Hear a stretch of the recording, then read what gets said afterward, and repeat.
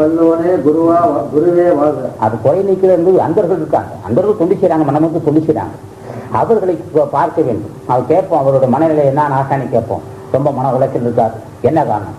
வறுமை சூழ்ந்துருக்கு, உடைச்செறிவாத என்ன வறுமை இருக்கு, என்ன பிரச்சனை கேட்போம். ஆமாங்க, எனக்கு கொஞ்சம் அந்தரங்கத்தில் பொருளாதாரம் சுகாதார ரகசியம் வாழ்ந்தோம், 5000 10,000 மறுத்து விட்டுருவோம், கொடுத்து மறு பிரச்சனை தீர்ப்போம். அன்பருக்கு பிரச்சனை தீர்க்கலாம். அடிப்படை ஒரு அஸ்திவாரம் செவ்வளான சித்திரம் எழுத முடியாதுல்லவா? இந்த கட்டடத்துக்கு அஸ்திவாரம் முக்கியம். அதே போல் ஒரு ஸ்தாபனம் அல்லது சங்கம் என்றால் அது தொண்டர்களாம் முக்கியம். தொண்டர்கள் பிரச்சனை நேரடியாகவும் கேட்டு சரிப்படுத்த முடியும், மறைமுகமாக கேட்டு அவரவர் கௌரவத்துக்கு ஏற்ற மாதிரி அவரவருக்கு கௌரவத்துக்கு ஏற்ற மாதிரி அன்பு காட்டி அவருடைய பிரச்சனைகளால் தீர்க்க முடியும். காரணம் ஆசான் குவிக்கிறான் பொருள். மாதம் 10 லட்சம் குவிக்கிறான், நம்மளுக்கு நட்டமான அவரவருடைய குறைகள். அதே சமயத்தில் உழைப்பாளிகள் மட்டும் தருவோம், எல்லாத்தையும் குற்ற மாட்டோம். உழைத்து மனமோந்து தொண்டு செய்கிற மக்கள் யாராக இருந்தாலும் சரி, உங்களுக்கு ஏதாவது குறைந்தா சொல்லியா நாங்கள் தர்றோம், எங்களுக்கு ஒன்று நாங்கள் ஒன்றும் வயிற்று வச்சு கொடுக்குறேன்.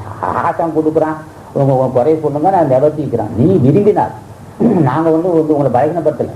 அதே சமயத்தில் உங்கள்கிட்ட பிரச்சனை இருக்குது, நாங்கிட்ட எப்படி கேட்குன்னா நாங்கள் அவ்வளோ மட்டமாக நினைக்கக்கூடாது. ஐயா எங்கிட்ட இப்படி இருக்கியா, நீங்கள் விரும்பினா உங்கள் பிரச்சனை தீர்க்கிறோம். எத்தனை ஆயிரம் கேட்டான்னு சரி, உங்களுக்கு தகுதி இருக்குல்ல, எங்களுக்கு எல்லாம் கேட்டால் கொடுத்துருவோமா? அவங்கவுங்க பொது நோக்கான் வேந்தன் வரிசையாக வச்சுன்னு அது வச்சு வாழும் உலகம். அவரவர்கள் தகுதி, அவருடைய சூழ்நிலை, அவர் துண்டு தன்மைகள், அதுக்கேற்ற மாதிரி பொருள் செய்வோம். 5 ரூபா கொடுப்போம், 5000 கொடுப்போம், 50,000 கொடுப்போம், 5 லட்சம் கொடுப்போம்.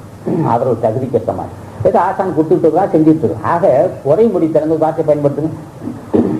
குறை நீக்க வல்லோனே குருவே வாழ்க. குறை நீக்கு அப்படின்னா அந்த அளவு குறைச்சிருக்கணும். அவரவர்கள் செய்யக்கூடிய தன் பண்புகள், அவருடைய தொண்டுகள் அதை அனுசரித்து குறைச்சிருக்கணும்.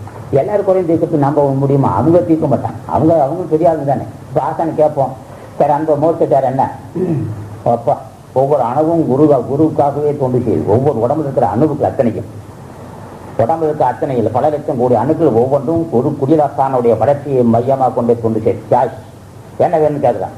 ரகசியமாக என்ன அவனுக்கு கொடுக்கணும். ஐயா ஒன்று நல்லா தான் இருக்குது, சரி பண்ண போவோம். அடுத்து கேட்போம், ஐயா கருப்பையா என்னன்னு கேட்போம்.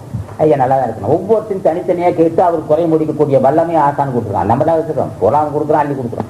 அள்ளி கொடுக்க மாட்டான், இதான் சிந்திச்சு கொடுப்போம். அவரோட பண்பறிந்து தகுதி அறிந்து நன்றாற்றுள்ளும் தவறுண்டு அவர் பண்பறிந்து ஆற்றாக்கடன் நல்லது செய்யறதே தவறு வந்துடும். இப்போ 100 பேர் 5000 பேர் சாப்பிட்றாங்க, அவர் 1000 பேர் சாப்பிட்றாங்க, 100 பேர் சாப்பிட்றாங்க. ஒரு மாவட்ட ஆட்சித்தலைவரோ வட்டாட்சியாரோ முதலமைச்சரோ வந்தபோது நாங்கள் அவர்களுக்கு எல்லாம் நடுக்குறம் நீர் அவன் சம பண்ணி போதுன்னு செய்ய முடியாது. அவரவர் பண்புன்னு சொல்லுவான், நாம் அப்படி செய்ய மாட்டோம். அவரவர் தகுதி கட்டமாக செய்யும். ஆகவே குறை முடித்தல் என்பது அவரவருடைய பண்பு, தியாகம், நெறிமுறைகள், தொண்டு இது அனுசரித்து தான் செய்யுமே தவிர மூட மட்டுமே செய்ய மாட்டோம். அப்படி